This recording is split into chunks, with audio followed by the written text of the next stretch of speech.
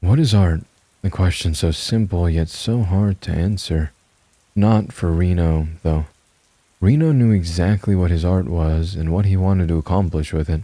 During the few weeks I spent with him, I should learn just how special his art truly was.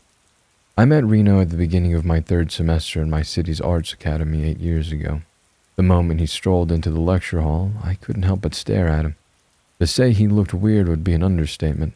His clothes were mismatched and dirty, his hair was wild and disheveled, and he looked like he hadn't slept in days. This strange character found himself a seat in the back, where he dozed off almost instantly. "Seems we have a newcomer," our professor joked when he entered the room and saw him at the back. For a moment, Reno continued dozing, then the class started laughing. "Not a newcomer," he mumbled. For a while, the professor stared at him, frowning, but then his face lit up. "Oh, Reno, what a surprise to see you here. Hopefully we get to see a bit more of you this semester." Needless to say, that wasn't the case. During the first half of the semester, I could count the times I saw Reno in the lecture hall on one hand. If he was there, he was always at the back, all by himself, ignored by the rest of the class. I'd ignored him too, if I wouldn't have seen him at the university studio one afternoon. Until then, I didn't know what Reno was majoring in, or that he was an artist. The studio was packed with students, all working on their respective projects. As I made my way to my little corner, I noticed a handful of students who had crowded together, all watching something. "What's going on?" I asked, walking up to them. "That guy over there is crazy." When I looked where he was pointing, I saw none other than Reno. He was working on some sort of sculpture, chiseling away at a block of stone. Now this wouldn't have been strange at all, but there were two reasons Reno stood out. The first was his motif. He'd apparently picked up a random chair from somewhere in the studio and decided to sculpture it for our class project. The second was the result. The sculpture he was creating was breathtaking. He wasn't merely recreating the chair, he was creating an idealized version of it. In his art, he turned an old wooden chair into a throne, embroidered with flowers and ornate carvings. As I watched, I couldn't help but think that this still unfinished chair was the most beautiful thing in the entire studio. Yet, while we all watched in astonishment, Reno seemed distant, unattached, almost bored. He didn't even look up at us, not a single time, and ignored us altogether. Over the course of the week, I saw him at the studio multiple times. He was never there for long, but his progress was rapid. While my painting looked almost no different after a week of working on it, Reno's piece was already finished. While everyone marveled at his creation, Reno put a single written note next to it and strolled from the studio as if what he'd done was the simplest thing in the world.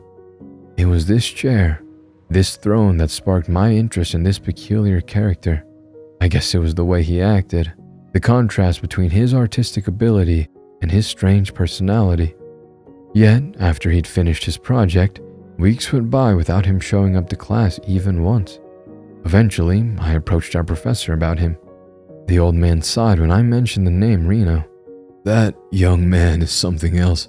In all my years at this academy, I've seen no one as talented as him. It's a shame he's wasting his talent." I could hear the heartfelt frustration in the man's voice, and having seen Reno's piece, I understood how he felt. For a few seconds, I shuffled around in front of his desk before I asked the question I'd wanted to. "Do you know where I can find him? I wanted to talk to him about his art, but he's never in class, so..." My voice trailed off. "Well, I wouldn't know, but if you go down to Mr. Zimmer in the student secretariat, he might be able to help you." I thanked him, and 10 minutes later, I was face to face with Mr. Zimmer. He wasn't thrilled about my inquiry and rambled on about privacy and that he couldn't just give out a student's address. As quickly as possible, I made up a lie, stating I was working on a project with Reno, but he hadn't shown up in weeks. I even added a little curse about him, quote, "ruining my semester," end quote. That did the trick. Zimmer yielded and handed me a note with his address. I didn't visit Reno right away, and neither did I visit him for the rest of the week. To be honest, I was nervous and didn't even know what to say to him.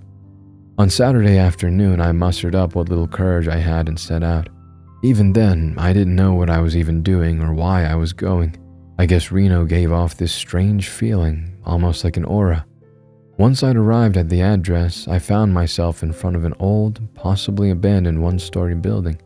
Its bleak walls were covered in graffiti, its windows frosted and half closed off by rusty metal sheets. Great, did he give them a fake address?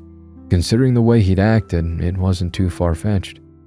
Then, I noticed a dim shimmer of light coming from inside, and as I stepped closer, I saw an old doorbell. For a moment, I just stared at it, then I took a deep breath and rang. I waited for a moment before I tried a second time. A moment later, I heard sounds from inside before a well-known, scrubby-looking figure with messy hair opened the door. I recognized him instantly. "Sorry, but I think you've got the wrong address." He mumbled and was about to close the door again. "Reno, wait." When he heard his name, he looked up. "We're in the same class at university. Claire, remember? I saw your piece in the studio, that chair, and it was amazing. I was wondering if you could show me more of your art." For a moment, he stood there, taken aback. "You know, no one from the academy has ever visited me here. I thought no one cared about my work." "What? Didn't you notice how everyone was watching you at the studio? Even Professor Schneider told me how impressed he is with your work and that you're wasting," and broke off. Reno, however, didn't get mad. He only smiled. "Well, yes, there's Schneider, but that man doesn't know a thing about art." "But Schneider's one of the most renowned—" "What is art?" He cut me off. I started rambling on about depictions of beauty and capturing the moment and about creativity. Eventually, I broke off as I realized I didn't know what I even wanted to say. "All right, fine. But then, what is art, Reno?" "Art is perfection," he answered without the slightest hesitation. "It's not merely a depiction of reality. It's a depiction of a perfect version of reality. Art shows what could have been." "Like that chair," I mumbled to myself. He nodded and finally led me into his home. The building had looked old and run down from outside, but the inside was sheer and utter chaos. The place was filled to the brim with all sorts of unfinished sculptures and various materials. Even the floor was littered with dust and rubble, forcing me to choose my steps carefully. "Do you live here?" "Yes," he answered matter-of-factly. He led me through this labyrinth of half-finished sculptures, blocks, and stones until we'd made it to a haphazardly put-together living quarter at the back. There was a small kitchen aisle, a table and chair, and a dusky old couch he seemed to use as a bed. "So, what's with all those sculptures? Are you working on all of them at the same time?" I asked and pointed to the chaos behind us. "Oh, those? No, I'm not working on them anymore." "What do you mean, you're not working on them?" "I abandoned them," he said with a shrug. I walked over to a half-finished sculpture of a beautiful young woman. Her face showed a sad smile, half hidden by her wild, long hair. But this is brilliant. And this one over here." I continued, pointing at another unfinished piece of a crying old man staring skyward. "That's not what my art is about, at least, not anymore." "But what is your art about?" "It's about depicting perfect versions of our flawed reality."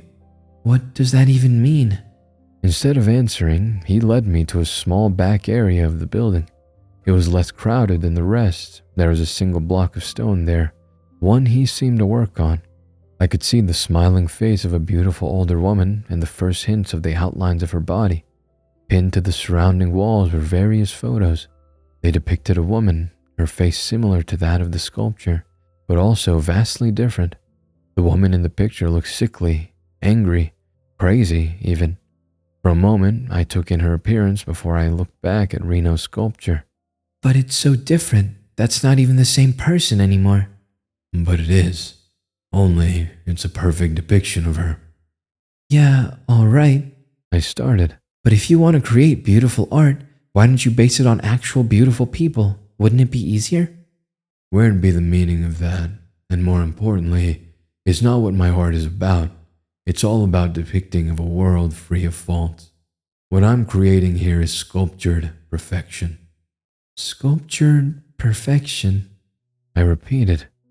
What a strange expression, but oddly fitting for such a strange man.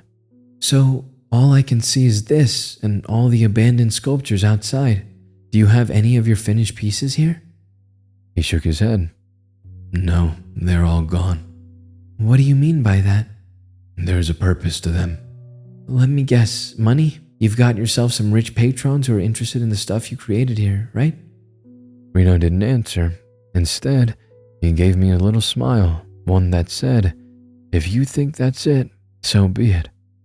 For the next hours, I stayed at Reno's place, talking to him about his art. All his answers, however, were ambiguous. Nothing more than short ramblings about ugliness and beauty, perfection and imperfection. It was interesting to listen to him, intriguing even, but also endlessly frustrating. When the sun set, I told him that I had to go. His answer was nothing but a shrug, and he went back to his sculpture, chiseling away at his newest version of sculptured perfection. On my way home, and for the next days, I couldn't stop thinking about Reno. It was less attraction, but more curiosity. After seeing his work, even if most of it was abandoned pieces, I couldn't deny how brilliant he was. It was a week later that my curiosity drove me back to his place. I hadn't even made it to the door when I heard a ruckus from inside. As my steps sped up, I could hear stone grinding before something shattered to the ground.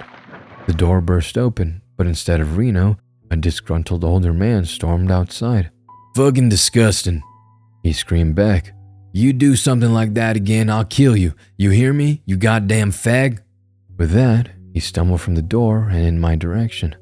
When his eyes met mine, he cursed at me. What you looking at, you dumb bitch? Get the fuck out of the way. The guy was clearly drunk, and I quickly hurried aside to let him pass. When I reached the door, I saw Reno shuffling toward the exit.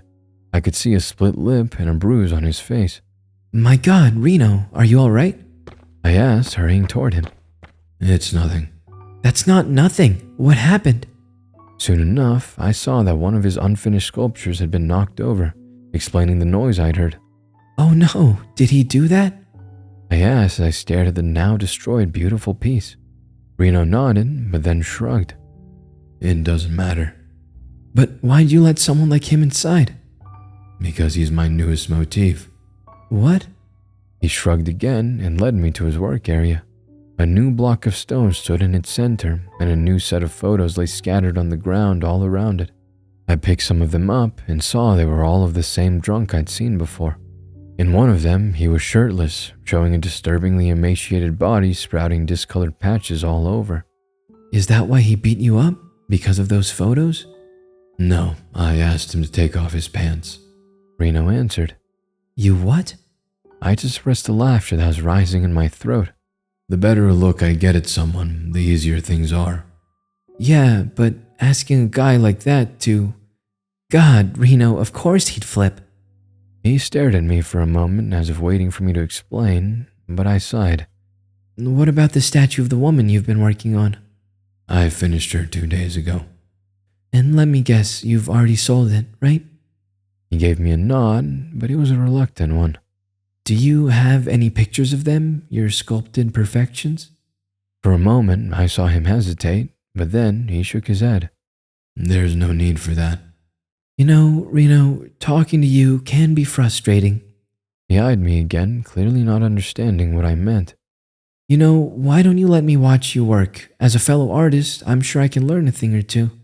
There was the smallest hint of an emotion on his face before he shrugged and started on his work. He sorted through all the photos he'd taken and pinned them to the walls. Then he went over to a table stacked with various tools and chisels. His hands moved over them delicately. I watched him pick up one, then another, before he seemed to have found what he was looking for. Then he began his work. There was a madness to his artistry. It all seemed chaotic, not trained or studied. Chunks of stone crashed to the floor here and there, some small, others big. Yet, as I continued to watch, I realized there was a method to his madness. It was almost as if he needed nothing but his eyes, nothing but his tools to bring forth what was hidden inside the block. It was entrancing to watch him work. He didn't pause once, and his hands never came to a rest. There was no moment of hesitation.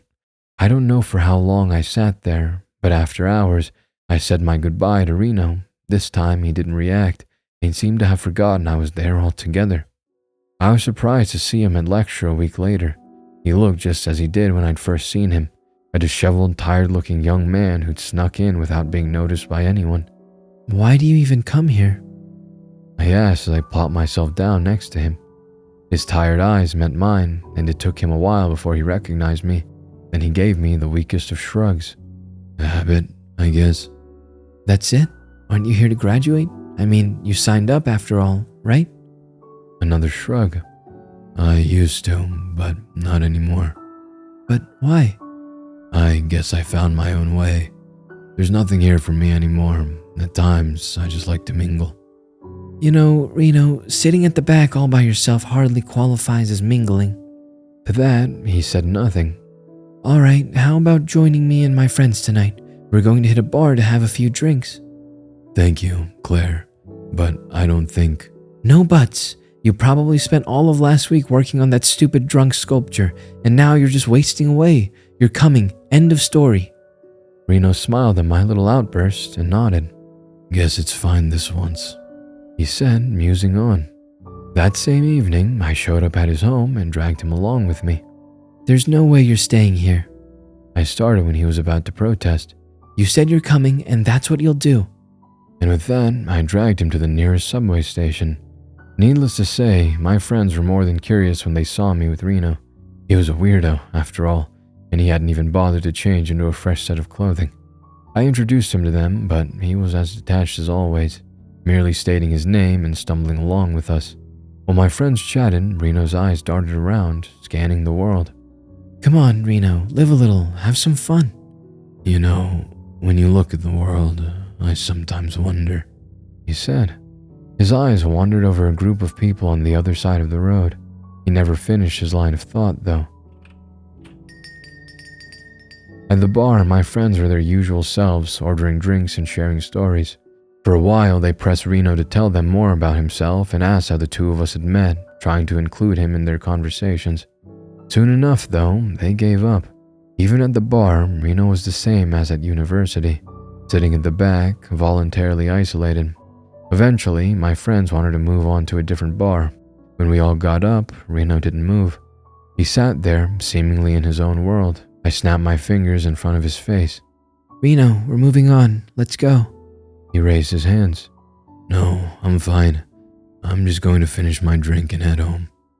I sighed. All right, I said, turning to my friends. Why don't you guys go ahead? I'll see you later. They gave me a puzzled look before their eyes darted to the dejected figure still sitting at the table. You sure you want to stay? One of them asked. Just for a bit, all right? As they set out, I heard them mumble about me and why I'd be with a guy like him. I couldn't help but roll my eyes. Of course, they'd got the wrong idea. I got myself another drink, put down my jacket, and sat down next to him. Why didn't you go with your friends? You know, I don't really know myself, I said with a sigh. Why aren't you having any fun? You know, you could at least try to do, well, anything. He shrugged. Because there's more important things to do for me. Your art, right? No answer. Instead, his eyes were scanning the bar's other patrons. They came to rest on a burly man who was drunk and a bit too touchy with the girl next to him. Looking for new motifs? I asked jokingly. This time, I got a reaction, and his eyes wandered back to me. It's not that simple. Not just anyone will do. Why do you even choose the people you do? I guess I'm trying to make the world a little more beautiful. A little more perfect. I think my art can change the world and the people in it for the better. You might want to try that on Clark Roberts, I mumbled. Clark Roberts? He asked with a little edge to his voice. What about him? I guess you could call him my uncle, of sorts. Not in the biological sense, of course, but he used to be best friends with my dad back in the day. He was around a lot when I was a little girl, but while Dad ended up in some dead-end job, Roberts grew rich, filthy rich. Financial speculation, stocks, real estate, that type of thing. Still, he came to visit us from time to time. But things weren't the same anymore. Even as a child, I noticed his condescending attitude. After Dad died, after Mom and I lost everything, she pleaded his old friend to help us, but there was nothing, not a word. I broke off for a moment and shook my head. Sorry, that's all old news, but it shows what sort of person he was. God, I should have never visited him at his foundation. Foundation? Yes, some years ago he started his so-called Roberts Foundation, an organization to help exceptional young women in the city by paying their tuition. It's all about empowerment and about leveling the playing field. His words, not mine. It's a farce, isn't it? Reno asked when he noticed the anger in my voice. You know, I had a bad feeling before I even went there. There were stories about him, but Mom said I should go. After all, he'd been my dad's best friend, and she still referred to him as Uncle Clark. It would help so much, even if I only got the smallest level of support. And so, I went to talk to him.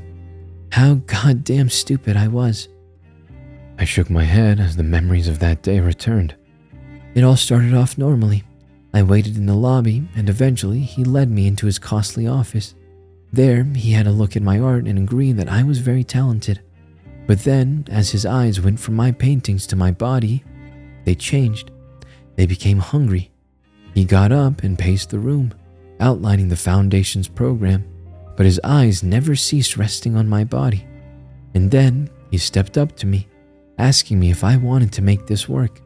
He put his fat, sweaty hands on my shoulders and moved them down my...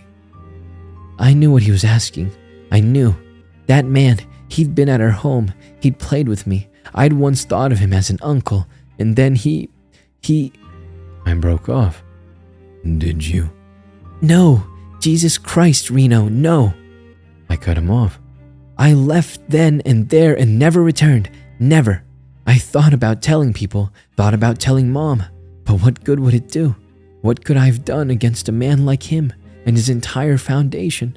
It's nothing but... He might do. Reno mumbled to himself. What? I asked, but then it dawned on me. No, not him. Not this man. He doesn't deserve it. Perhaps he doesn't. Perhaps he does.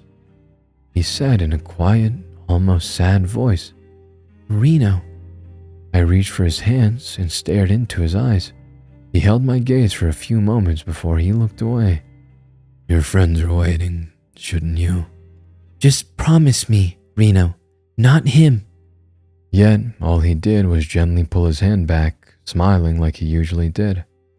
Then, he got up and left the bar. The rest of the evening, Reno's reaction stayed on my mind. While my friends were pestering me about my new, quote, boyfriend, end quote, all I could think about were Reno's words and his damn smile. He couldn't, I told myself. He wouldn't. But of course, I was wrong. And the next time I visited him, I saw his newest piece. I recognized the face, saw the photos on the walls all around it. His statue, like all the other ones Reno had created, was beautiful. He wasn't the fat, sleazy man who touched me at his office. No, he was a middle-aged god. Anger pumped heavy through my veins, and I felt tears streaming from my eyes. How dare you? How dare you do this? I spat at Reno. Where did you even get all those pictures? A shrug. I sought him out. I went down to his office and told him I was interested in creating a sculpture for him, for his contribution to society, his foundation, and... His contribution to society? His foundation? It's all so he can seduce unsuspecting young girls, to corner them, don't you remember what I told you? Don't you remember how he asked me to fuck him for his foundation money? Don't you, Reno? Reno's eyes wandered to the photos of the man he was sculpturing, and for the first time, his face grew angry. This art is the reason. I don't care about your art.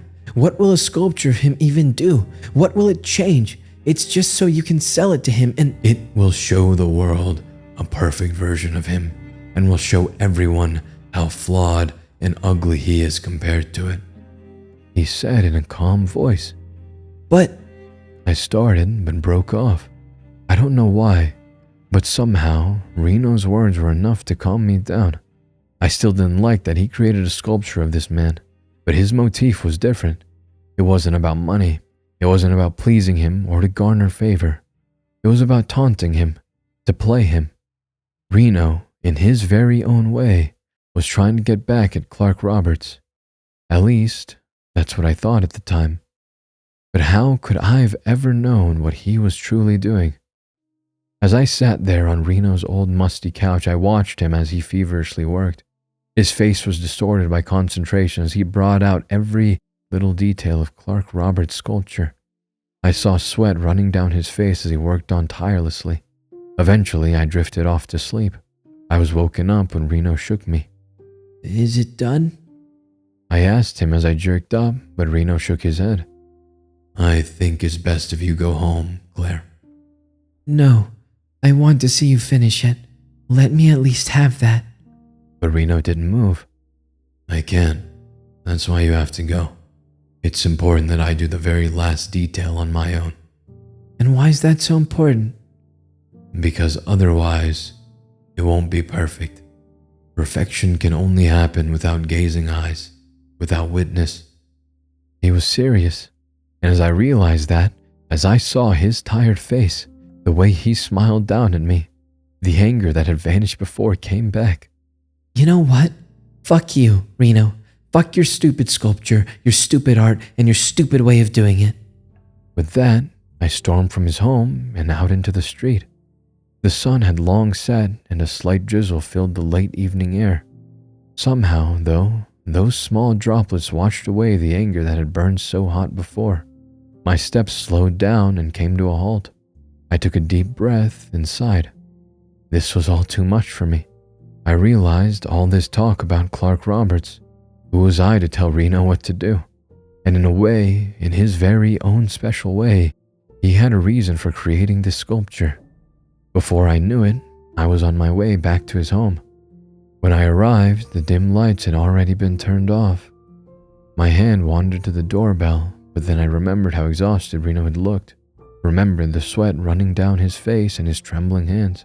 He was probably resting, I realized. But then I heard something. It wasn't coming from the front door, however. At first, I didn't see a thing, but then I noticed a figure dressed in a heavy coat and its face hidden below a hat. He must have left his home via a back door. My mouth opened to call out to Reno, but the way he moved made me stop.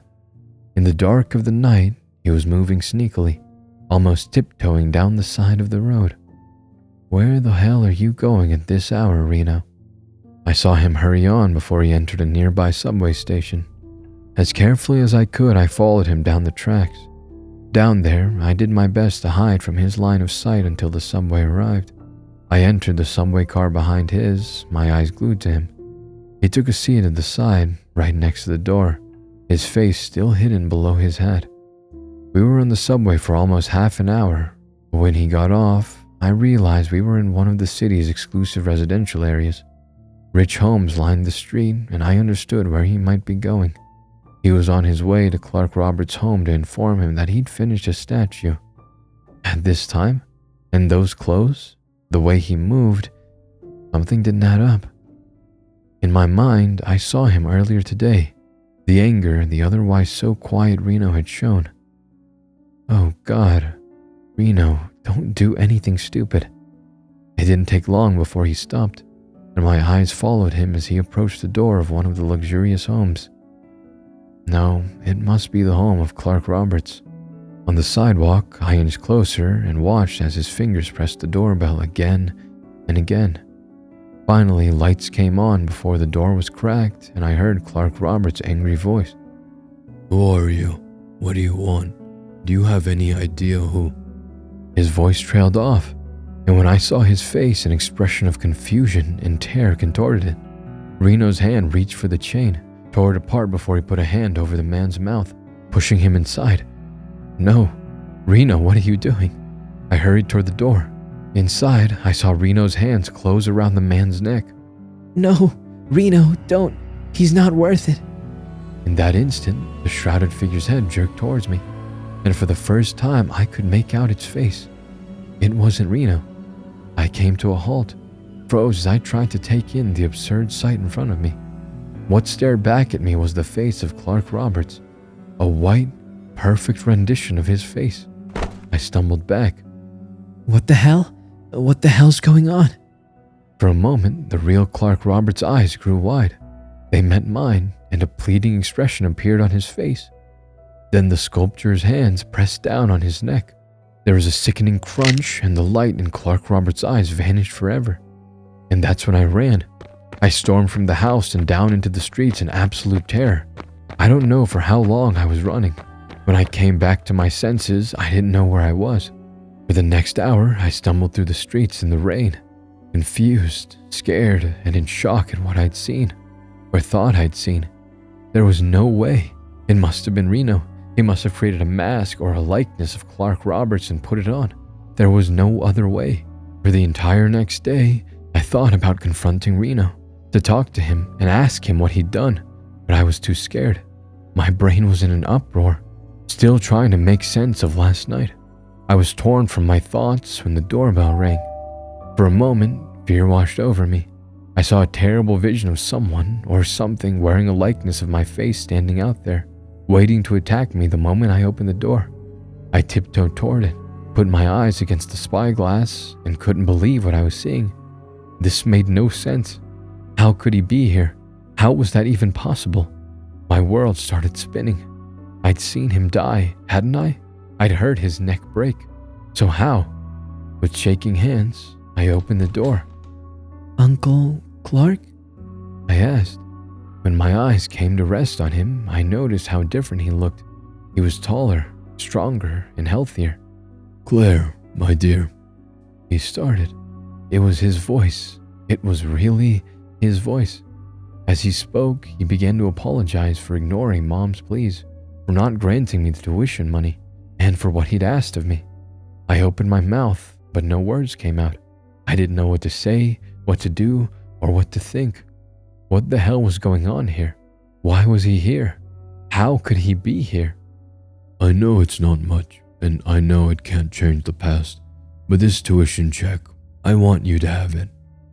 He reached into his pocket and brought out an envelope. When his hand reached out toward me, I couldn't help but cringe back. The sheer absurdity of the situation drove me further away from the apparition in front of me. No, But I couldn't think straight. Clark Roberts, however, didn't seem offended. Instead, he stepped up to me and held the envelope out to me. When I didn't react, his other hand reached out for mine. The moment his hands closed around my wrist, I screamed. The envelope fell to the floor, but my eyes weren't resting on it. My eyes were resting on the cold, hard, stiff hand that had closed around my wrist. It was a hand that didn't feel like skin and flesh. It was a hand that felt like cold, lifeless marble. I screamed once more, tore myself free, and retreated as far as I could. And that's when I realized how it had fooled me. The skin. It was wearing Clark Roberts' skin.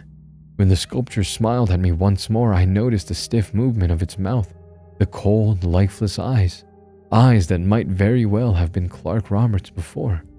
It's all yours. You'll need it. The thing said before it turned around and left. For a while, I was too stunned to do anything. But then I rushed to the door and threw it. For the next hour, I sat huddled up in my living room, too confused to do anything. When I'd calmed down, I picked up the envelope. As I opened it, I knew it was all true. It was a tuition check and a letter that named me as a benefactor of the Roberts Foundation. The amount of money was lavish, more than enough to get me through school and enough to afford all my expenses. Yet I didn't feel happy. No, all of this was wrong, and I knew why it was so wrong. Because of Reno. Because of what he'd done. I was at his home an hour later. He looked as disheveled and weird as always. His eyes were tired, but his face showed the smallest hint of emotion when he saw me. It's not here anymore, Claire. I've already started working on. I know what you did, Reno. I don't know how you did it, but I know what you did. I saw you, no, not you, what you made, and I saw what it did to... But I broke off when I saw a flood of emotions on his face. I thought he'd be angry, he'd be scared, but all there was endless sadness. A deep sigh followed, and without another word, he led me inside.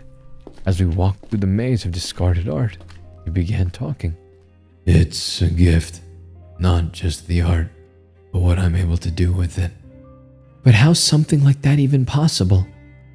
I don't understand it myself. I like to think it was given to me by God, by a higher power, but who knows? He motioned for me to sit down and made his way to a small cupboard. He brought out a folder. It was filled to the brim with pictures, notes, and newspaper clippings. He leafed through it for a while before he showed me one of the pictures I'd seen when I'd first visited him. A moment later, he brought out a newspaper clipping. Mother suspected of killing her 2 daughters set free due to lack of evidence. Then he handed me the picture of another man and a newspaper clipping accompanying it. Horrible accident caused by drunk driver. 2 killed, 3 injured. I looked at the pictures, read through the articles, but I didn't understand what he was trying to show me.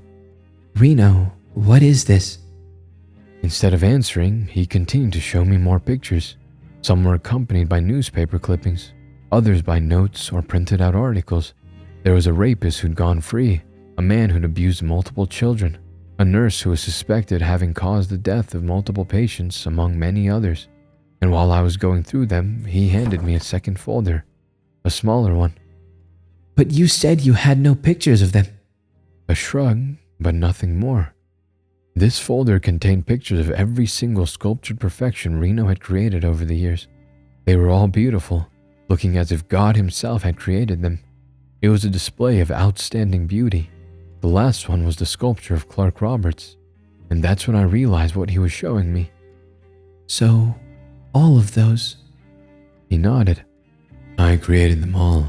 Good versions, no, perfect versions of them. Just like the one I created of Clark Roberts. And then I brought them to life and sent them out into the world where they'd replace their horrible, flawed counterparts with what's perfect. And eventually, they'd change. And what was once stone or marble would become flesh and bone. I listened to his words, to this absurd story, but I had seen it. I had seen Clark Roberts' perfect version. This man, Reno, he'd created perfect sculptures. No, perfect versions of all those people to replace them. He said he wanted to make the world a better place, but to replace them meant to murder them. I finished my thoughts out loud. Reno looked up when I said this. Reno, what you're doing here is wrong. It's not right. It's unnatural. How can you decide who lives and who doesn't? But it's not about that. It's just the way my art is. It's murder. That's what it is. You're not an artist. You're not making the world a better place. You're a murderer. As I spat those words at him, I jumped to my feet. For a moment, I stared at him, waiting for him to speak, to say something. But all he did was to give me the same sad smile he'd worn so many times. I'm leaving, Reno. I'm leaving, and I'm never coming back. With that, I turned around and went on my way, but I came to a halt in the center of his maze of discarded works and waited for him. I wanted for him to follow me, to explain to me, to defend himself. No matter how long I waited, though, he never came. All I heard was his chiseling as he worked on his next piece, his next sculptured perfection. After that day, Reno never returned to the university, and I, in turn, never returned to his home. Years went by, and I eventually graduated and left my city behind. The memory of the weeks I'd spent with Reno slowly went away, or discarded and pushed to the back of my mind. It was by sheer accident that I met him again. I'd been visiting my mother and was out to meet some old friends when I ran into him in the middle of the street. He looked different. Gone was the weird young man with his rougher hair and his tired, disinterested eyes. He was an entirely different person, a person who'd matured. And when I saw him, all those strange, conflicting feelings I'd had for him came rushing back to the surface. Reno, I called out to him in surprise. Is that really you? Yes, it is. Who am I talking to again? It's Claire from back when we were still in university, back when we... No, it doesn't matter. How are you? Are you still doing your... art? The last word was nothing but a confidential whisper. Reno laughed and shook his head. Oh no, that's all in the past. I've given up on art. I opened my mouth to say something, but before I could, he gave me a curt nod. Well, it was nice seeing you again, Claire, but I've got to get going. No, Reno, wait. I called out and my hand shot forward. but when it closed around his wrist, I felt the same thing I'd felt when I touched Clark Roberts' wrist that day so many years ago. Nothing but cold, lifeless marble. And that is a story by René Rehn from his book New Haven that released a couple days ago on March 1st on paperback. It's available on Amazon. It's been on the screen this entire time. The link is in the description to go buy it. So thank this author, please, by allowing me, or for allowing me to read this story by going to buy his book. I love this one. It was a slow burn, but it was something I enjoyed. I like the premise of it, and I like the subtle creepiness, and the ending was also pretty nice. I think with all the guilt and sadness that it seemed Reno felt, the ending was fitting. But find more wonderful, amazing stories like this. This author has also wrote Radiant Tears and Mysterious Key on this channel. So he's a great friend of the channel, great friend of mine, great dude. I've talked to him many times, and I would highly appreciate it, again, if you went to go buy his book, New Haven by René Rehn, on Amazon. It is linked in the description. You can search it up on Amazon, and hopefully I'll remember to leave a pinned comment too. Thank you so much for watching this video or listening to it, and I will see you in the next one. Much love. Ego Volt Anima Vestra.